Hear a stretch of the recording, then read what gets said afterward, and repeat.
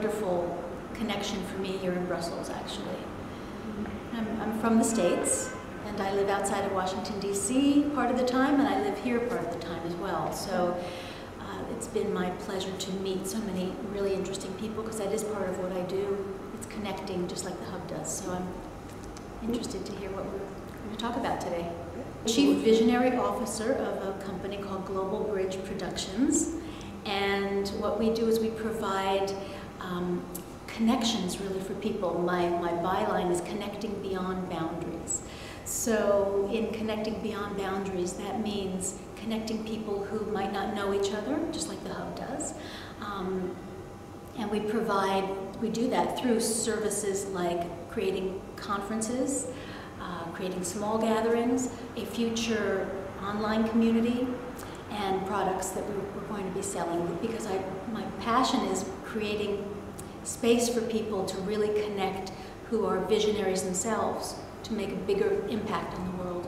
Well, my desire is to get people who are leaders in the consciousness field and in the world peace initiatives around, and together let them help create documents or books or DVDs, excuse me, that we do together. It's collaborative. And so I don't know what they'll look like, but I believe that there's so much passion and good work being done in the world, and people are looking for ways to connect and use the various resources together. So it'll be interesting to see what shows up. That's my pleasure, is to see people co-create. Deeply that indigenous wisdom and mystical traditions have a lot to say, and in this very, very busy time of the world, and this very chaotic time, that we need to listen again, slow down, and to listen to some of the teachings from indigenous cultures. And so my vision is consistent with that. For example, there's a story from the South American Indians, where there's the condor and the eagle that will now, in these times, come together. The eagle is very straightforward and represents the Western world, let's say, and the condor is maybe more circular and more heartfelt and based in land and nature. And when they come together, those two aspects, the more straight and the more circular, are going to really create a world that will be more balanced. So that's the vision.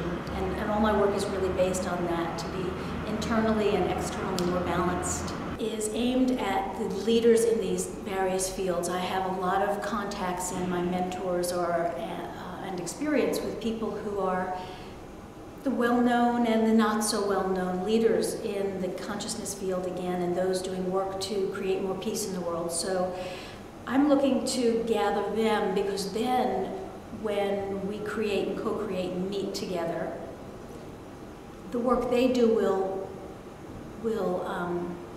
trickle down to other, larger populations. So my particular niche is those people who are on the edge of doing the work in the world, but are looking to be with other people and want to co-create with them, and even just share resources so they can make a bigger impact. My pleasure to, and my passion to create communities of different kinds, even since I'm a kid, And I saw a need in my youth group way back when, at 15 years old, and created the first youth group, in mine. And this particular passion came from a background of cross-cultural consulting, which I've done in working with corporations and bridging cultures. That's one of my expertise. Then there's the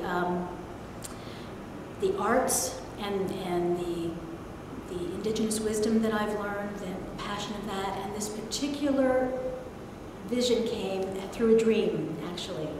And the dream was that I was on stage, which I love. I'm an actress as well, and but I was on stage and bringing with me together all of these wonderful teachers. We were on the road doing events, and there were materials that we were handing out. So it started with that, and it was always a joyful, because it's a positive message.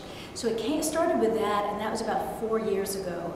And since that time, I've been gathering various experts in the field and really creating the foundation for this business to go from not only those outside, events, but also the smaller gatherings that are building up the energy.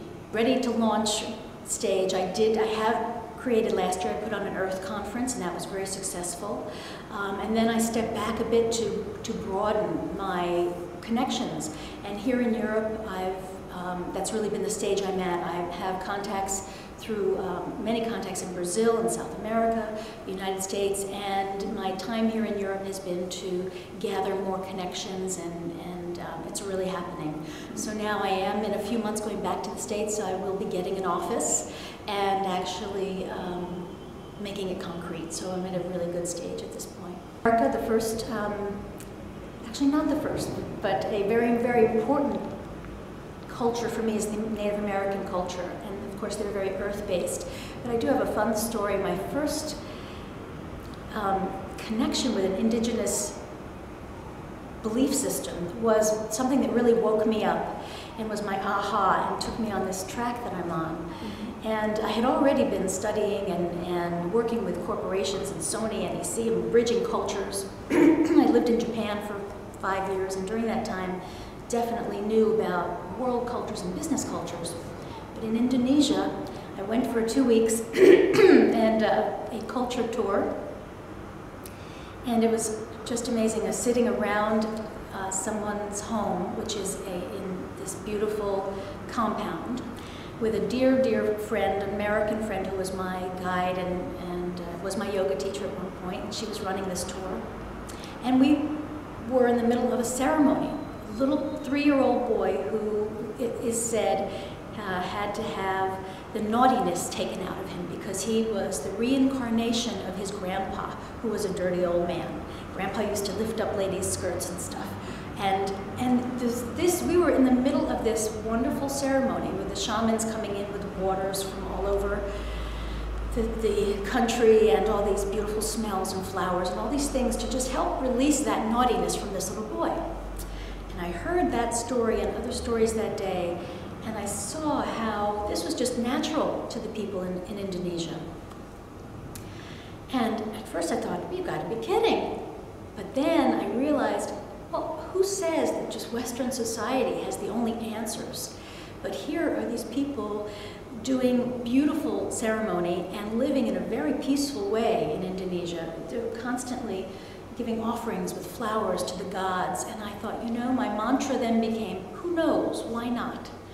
Why shouldn't we look at different cultures and see what they have to offer us and what we have to offer them? Mm-hmm. So from there, and that was in 1993, my love of looking at the world that way, in an expanded way, mm-hmm. is what I've been doing.